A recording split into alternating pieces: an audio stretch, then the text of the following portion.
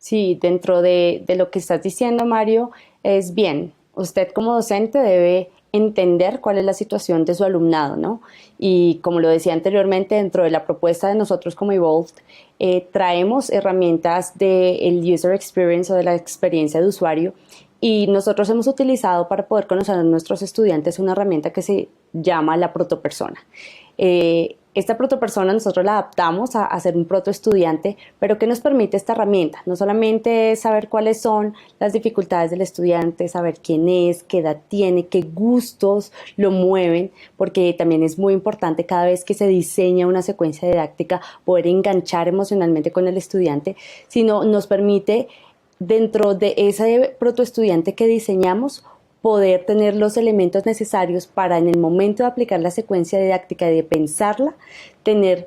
diferentes opciones. Entonces, ¿qué puertas empieza a abrir a nivel mental en el docente? Usualmente, si eres profesor, no sé, un ejemplo de química, entonces a mí me tienes que escribir una fórmula.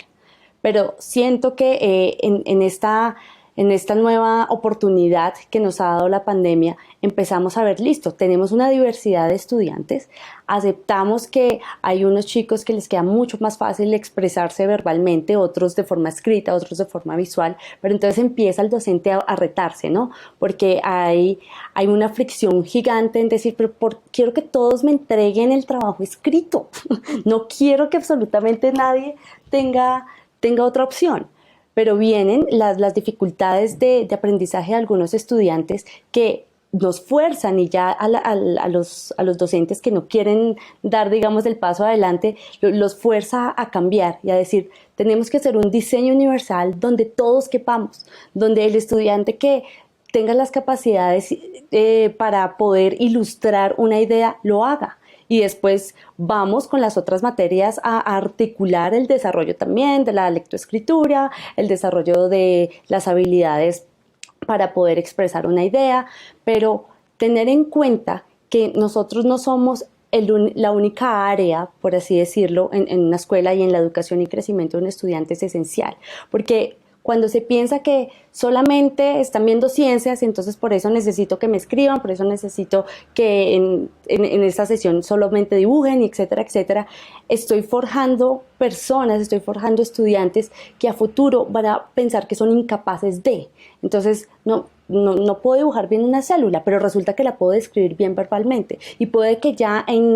no sé, haciendo una historieta en español, puedan sentirse capaces de dibujar algo distinto. Entonces, esta invitación que hago, teniendo en cuenta lo que tú nos explicabas, Mario, es, listo, hay niños con capacidades diversas, hay chicos que son neurodiversos, pero también nosotros como docentes no solamente tenemos que pensar en esos chicos, sino mostrarles que el mundo les da diferentes posibilidades de expresión y esas diferentes posibilidades de expresión se van a traducir en que ellos van a tener las capacidades de demostrar que sí están comprendiendo, que sí están aprendiendo, que sí están avanzando. Y ese sentimiento de saber que puedo los va a empoderar y no va a generar, digamos, esa bola de nieve a la que veníamos acostumbrados de soy el profesor que te hace sentir mal porque es que no pudiste sumar o porque no pudiste hacer una reacción química y seguir creciendo en una generación de incapaces, sino es una visión completamente contraria, ¿no? Es una visión que invita al diseño universal e invita a que todos los niños se sientan capaces en los diferentes ámbitos que cubren su vida. Me ha parecido muy atinado los elementos que has mencionado. De verdad que en ese sentido la educación debería de apuntar a fomentar en el estudiantado el ser el protagonista de su propio proceso de aprendizaje. Lo que has mencionado, creo que llegamos a esa conclusión, que ya ese modelo un tanto vertical, de que el docente estaba acá arriba y el estudiantado estaba acá abajo, y yo soy el que maneja el conocimiento, y yo como estudiante soy un receptor pasivo de la información. Ya ese modelo realmente tradicional debería ya de irse pasar la página y actualizarlo a un modelo horizontal que permita que el estudiantado pueda tomar un rol activo de su aprendizaje. Y me quedo con una frase que mencionaste, en ese sentido, que se le puedan dar las herramientas para que por él mismo pueda entonces sacarle provecho a la multitud de oportunidades que nos ofrece la web. De ahí que ya se habla de educación 4.0, ya se habla ya de nuevos modelos en donde ya hay un mundo de oportunidades, en donde el alumnado, mediante diversas herramientas tecnológicas, puede optimizar su aprendizaje. Claro, totalmente. Y yo hago la reflexión de que probablemente como ese escalonamiento tan vertical que tú mencionabas, se da mucho probablemente a una idea muy anticuada de como del desarrollo y de la diversidad humana, ¿no? De que todos aprendemos diferentes, tal vez en el pasado o sea, en un pasado muy reciente no se veía así, ¿no? Entonces el profe que veía a un estudiante que no participaba o que no hacía las cosas, creía que era simplemente por falta de interés, ¿no? Cuando de pronto había toda una serie pues, de habilidades no desarrolladas o desarrolladas de una manera diferente detrás de esa conducta. Entonces yo creo que lo valioso que es lo que mencionaba María José de la protopersona y el protoestudiante, incorporar lo que nos da la neuropsicología, ¿no? Incorporar como todas esas medidas ya más cualitativas que le dicen al profe, mire, él se puede expresar, él está entendiendo, pero es que nunca lo va a poder hacer de manera escrita, ¿no? O sí, totalmente, pero necesita o puede ser al contrario, ¿no? Puede decir, no, es que de pronto de manera escrita se le va a hacer más fácil que expresión oral, ¿no? Entonces como que los profes entendamos y que veamos, ¿no? Que estemos respaldados por esos expertos que nos dicen, esto es lo que nos demuestra los números y el proceso que hicimos estudiantes, se me hace como una unión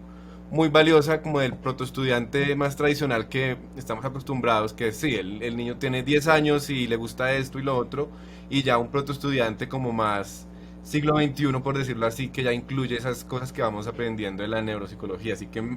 me encanta como con esas dos cosas. Perfecto, y quisiera agregar ahí un punto, Felipe, de lo que mencionas, y es el protoestudiante es una herramienta que nos permite visualizar esas personitas que vamos a tener en el salón. Si yo ya dejo de visualizar a ese protoestudiante partiendo de esa herramienta como un niño de 10 años que va a jugar fútbol, que tiene estas y estas facilidades y punto, sino un niño que puede que en algunos momentos se exprese verbalmente, en otros momentos de forma escrita, en otros momentos dibujando, vamos a poder tener un mejor diseño curricular. Y de ahí también traigo a colación ese uso de diferentes plataformas tecnológicas que existen, que si bien van a facilitar dependiendo de la asignatura y dependiendo de la intencionalidad pedagógica diferentes procesos, quisiera preguntarte a ti, Mario, cuando se diseña como docente una sesión donde va a haber una secuencia didáctica establecida, ¿cuáles serían esos parámetros para poder nosotros implementar esa gran diversidad de herramientas tecnológicas que hay disponibles en la web?